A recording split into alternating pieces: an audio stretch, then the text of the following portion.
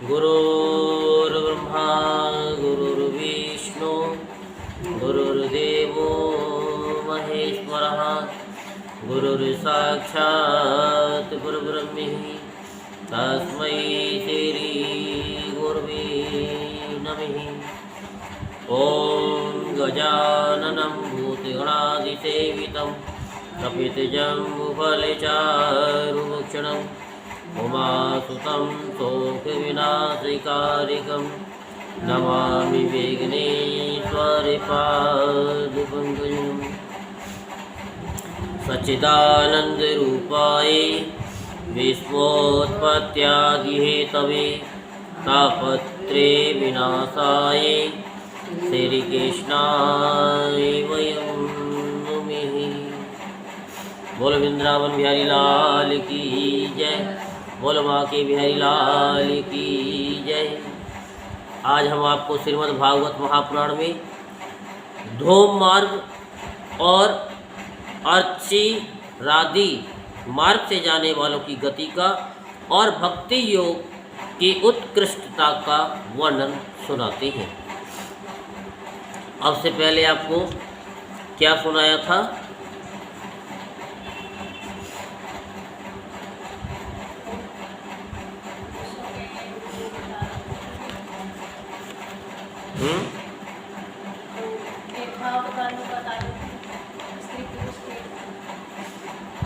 आपकी आवाज़ नहीं आती, जोर से बोला करो। पुरुषों के अलौकिकता के बारे में बता रहे थे वो, स्त्री पुरुष के भेदभाव मैंने और मनुष्य योनि के बारे में भी बताया था कि मनुष्य किस तरीके से उत्पन्न होता है और किस किस कर्म के कारण वो स्त्री को प्राप्त होता है और कौन कौन सी योनि भुगतने के बाद में मनुष्य की योनि को प्राप्त करता है।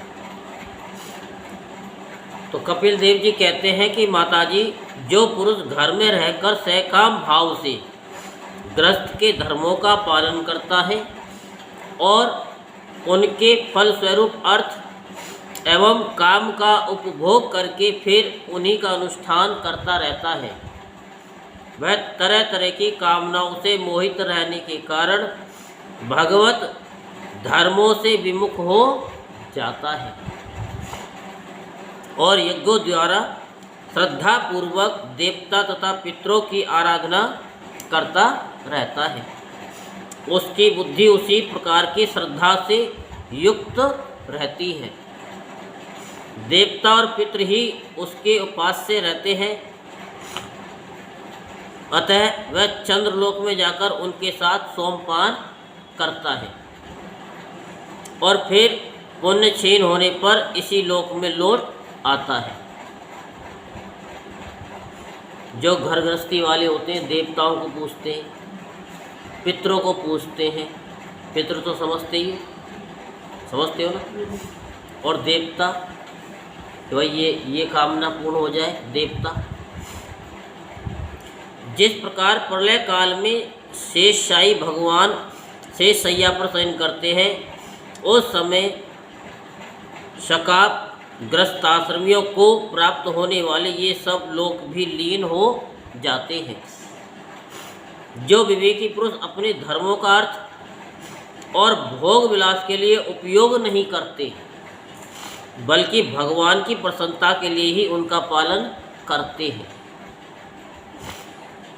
वे अनासक्त प्रशांत शुद्ध चित्त निवृत्ति धर्म पारायण ममता रहित और अहंकार शून्य पुरुष स्वधर्म पालन रूप सत्गुण के द्वारा सर्वदा शुद्ध चित्त हो जाते हैं।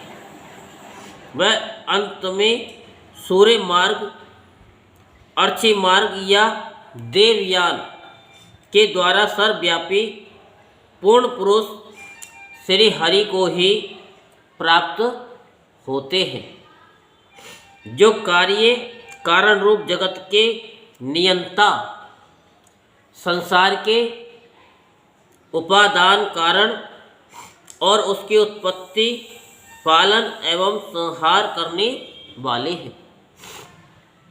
जो लोग परमात्म दृष्टि से हिरण्य गर्भ की उपासना करते हैं वे दो प्रारब्ध में होने वाले ब्रह्मा जी के प्रलय पर्यटन उनके सत्यलोक में ही रहते हैं। जिस समय देवता से श्रेष्ठ ब्रह्मा जी अपने द्वैप्रार्थ काल के अधिकार को भोगकर पृथ्वी जल अग्नि वायु आकाश मन इंद्रिय उनके विषय शब्द आदि और अहंकार आदि के सहित संपूर्ण विश्व का संहार करने की इच्छा से त्रिगुणात्मिक प्रकृति के साथ एक रूप होकर निर्विशेष परमात्मा में लीन हो जाती है। जिस समय प्राण और मन को जीते हुए वे विरक्त योगीगण भी देह त्याग कर उन भगवान ब्रह्मा जी में ही प्रवेश करते हैं और फिर उन्हीं के साथ परमानंद स्वरूप पुराण पुरुष पर ब्रह्म में लीन हो जाते हैं। इससे पहले वे भगवान में लीन नहीं हुए क्योंकि अब तक उनमें अहंकार शेष था। इसलिए माता जी अब तुम भी अत्यंत भक्ति भाव से उन श्री हरि के चरण शरण में जाओ। समस्त प्राणियों का हृदय कमल ही उनका मंदिर है। हृदय कमल ही मंदिर है। और हम क्या बताते कि प्रत्येक प्राणी का हृदय मंदिर है। आप मंदिर की सफाई करते हैं, सारी दुनिया की सफाई करते हैं, अपने शरीर की सफाई करते हैं, क्या कभी आप अपने हृदय की सफाई करते हैं? सोचो भाई, शरीर को साफ करने के लिए तरह तरह के साबुन होते हैं, लेकिन हृदय को साफ करने के लिए कौन सा साबुन होता है? वो भगवान का नाम और सत्संग ही एक साबुन है जो हमारे हृदय के मैल को धीरे धीरे साफ कर देता है। और तुमने भी मुझसे उनका प्रभाव सुन ही लिया है। वेद गर्भ ब्रह्मा जी भी जो समस्त स्थावर जंगम प्राणियों के आदि कारण हैं, मरीचि आदि ऋषियों, योगेश्वरों, सनकादिकों तथा योग प्रवर्तक सिद्धों के सहित निष्काम कर्म के द्वारा आदि पुरुष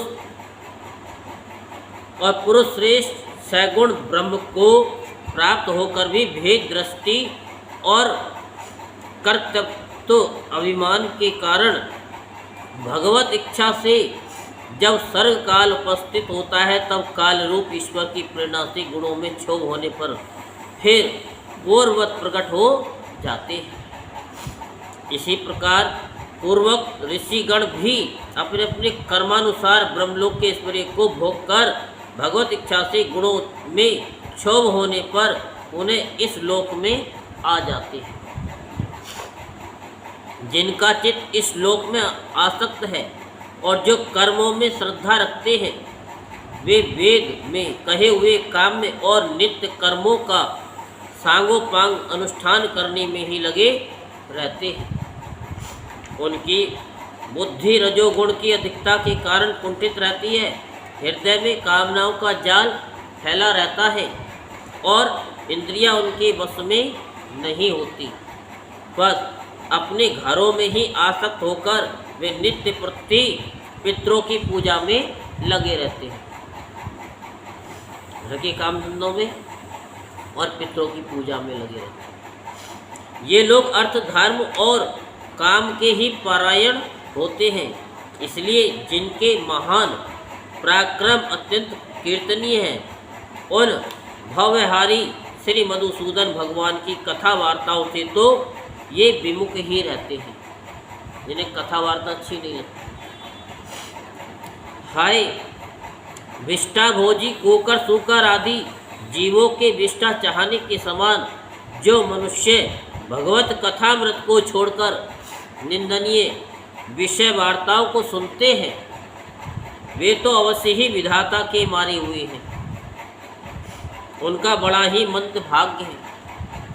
गर्भाधान से लेकर अंत्येष्टि तक सब संस्कारों को विधि पूर्वक करने वाले ये सकाम कर्मी सूर्य से दक्षिण और के पितरायण या धूम मार्ग से पितृश्वर अर्यमा के लोक में जाते हैं